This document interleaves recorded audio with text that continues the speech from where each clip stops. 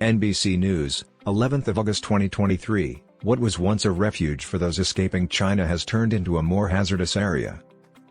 The Chinese state's tentacles, according to a Uyghur Muslim rights activist who attempted to quit his native country with his family and fled to Morocco, where he is currently detained in isolation, followed him through Turkey and Morocco. Recalling his childhood, Idris Hasan says he dressed himself as a donkey and rode his kids about on his back. Though his family watches from their tiny, third-floor Istanbul apartment packed with kids and books, the web designer can only blow kisses through the phone screen since his arrest 2 years ago, with a guard at his side. During one of his 3 weekly talks with his wife and 3 kids from prison, Hasan, 35, stated, "I have a picture of my family, but I cannot look at it. I hide this picture under the blanket and never look at it because it makes me cry and upset." In response to inquiries concerning why it is chasing Hasan, whose Chinese name is Idris Hasan, China remains silent. Chinese authorities have accused Hasan of belonging to the East Turkestan Islamic movement, which it claims has been inactive for more than 10 years. The U.S. once classified this group as a terrorist organization during increased counterterrorism cooperation between China and the United States following the September 11, 2001 attacks. China claims the item is still in operation. According to Hasan's family and human rights organizations, he has only assisted Uyghurs in Turkey through graphic design and translation. He has also worked for a diaspora journal that compiled reports of purported mistreatment of his people in China. Hasan is highly likely to be extradited to China, where he will face a real risk of arbitrary detention and torture, according to Amnesty International. He is a victim of what Western governments and activists characterize as the Chinese government's extensive, worldwide network of monitoring, coercion, and persecution, which extends well beyond its own very restrictive boundaries and onto the territory of both friendly and hostile states. Turkey is one such nation. For many years, it was seen as a haven for Uyghurs escaping persecution from China. It has linguistic, cultural, and religious ties to this Turkic ethnic group and is home to 45,000 of its most fantastic diaspora community. Safeguard Defenders, a human rights organization in Spain, released a fresh report for this story before its publication, claiming that Turkey has been losing its reputation as a haven for Uyghurs in recent years due to its close alignment with Beijing politically and economically. Many analysts claim that Turkey's current financial woes drive this change as the country seeks a more considerable inflow of Chinese capital. A widespread atmosphere of terror has been generated by China's international persecution of Uyghurs abroad, stated the Safeguard Defenders study, which centers on the Uyghur predicament and additional purported violations of human rights by China. Those targeted include ordinary Uyghurs, including students and members of the business community, as well as human rights activists and advocates. Hasan is originally from Xinjiang, a sizable province in western China, like most Uyghurs. Over the past 10 years, many eyewitness accounts and photographic evidence have revealed that Chinese authorities have been carrying out an increasingly violent crackdown on the Uyghur population in Xinjiang. Although there is a shortage of verified information, human rights organizations and other groups estimate that China detained up to 1 million people in internment camps, where many suffered physical and psychological abuse and were cut off from their families. Comprehensive proof of inmates being raped and forcibly sterilized has been gathered by independent Human Rights Lawyers Tribunal and Amnesty International's separate investigations. This campaign of repression against ethnic minorities, according to the United States and other Western nations, is tantamount to genocide. According to the UN Human Rights Office, China might have committed crimes against humanity. Although China claims to have closed the camps, Sky News, NBC News' British partner, discovered that many inmates were still being held in regular jails, some of which had undergone significant expansion, and that the area was still subject to widespread law enforcement and surveillance.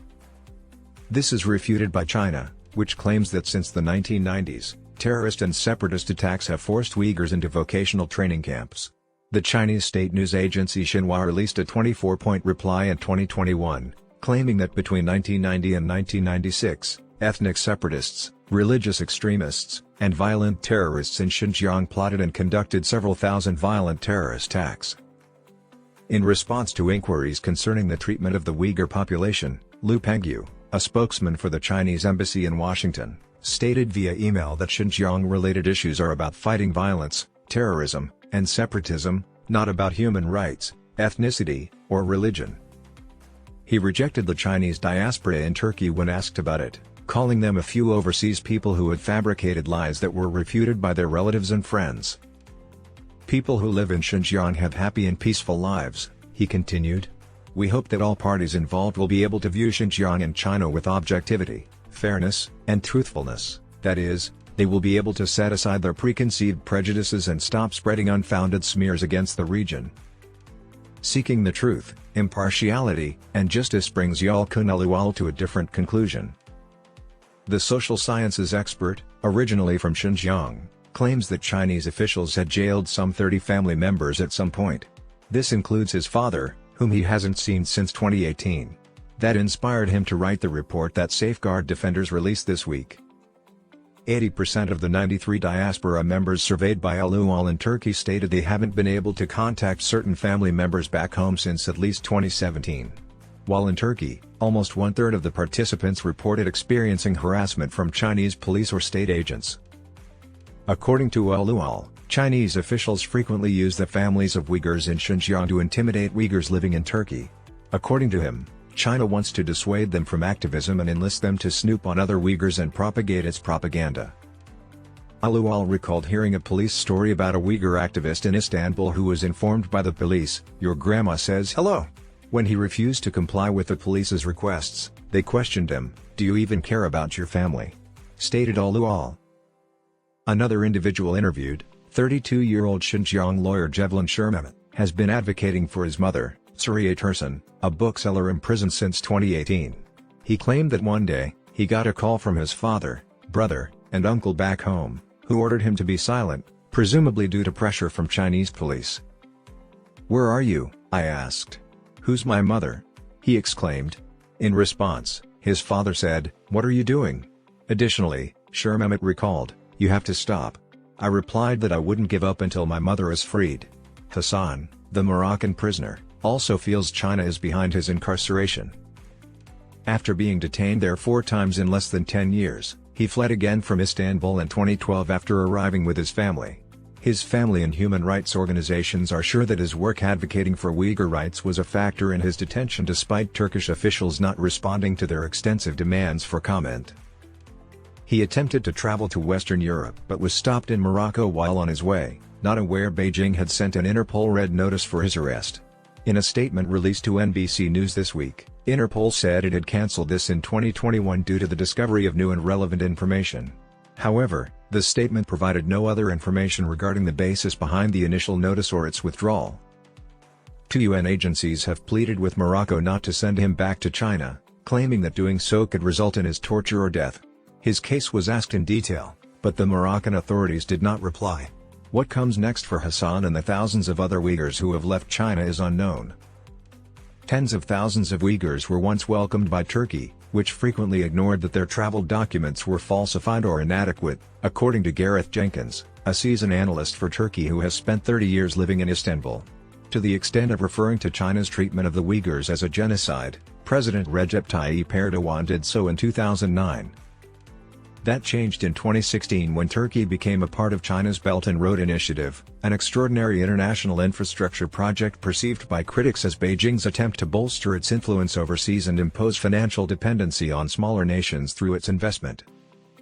The signing of an extradition deal in 2017, which China ratified in 2020, was the turning point in the Sino-Turkish relationship. Even though Turkey has not ratified the agreement, Liesl Hintz, an assistant professor at the Johns Hopkins School of Advanced International Studies in Washington, stated that extradition is a persistent worry that hangs over Turkey's Uyghur population and puts them in a very precarious situation.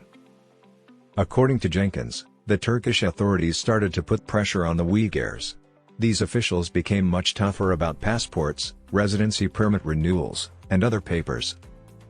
The human cost of this tightening is spread across the table of an Istanbul cafe. Gayret Erlebek's possessions consist of a few valid travel documents that are ultimately useless.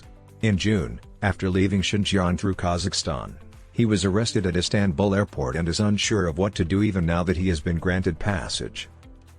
He recalled thinking, "This is it. I will die, and they will deport me to China." Jenkins, Hintz, and others claim that Turkey's apparent shift has a single, obvious reason: the prospect of Chinese money. So far, China has made significant investments in several projects, including the Çanakkale Bridge, the largest suspension bridge in the world, majority ownership of Cumport, a sizable shipping container port, and the acquisition of Trendyol, a Turkish e-commerce company, by Chinese internet giant Alibaba. Many investments have been promised, but not all of them have materialized, Hintz stated. Turkey would also like more. These geopolitical shifts have very human ramifications for individuals such as Hasan. Morocco's reliance on international appeals to postpone his extradition request is heightened by the 2017 ratification of an extradition pact with China. As so many others like him gradually find safety in Turkey, Hasan's future now rests with Morocco. He reported from prison that he occasionally had trouble breathing. He remarked, "I've been in this prison for 2 years, and no one has told me when I'll get out." Hasan went on, "It is equivalent to death if they send me back to China. I see no light, so I believe that darkness awaits me in the future."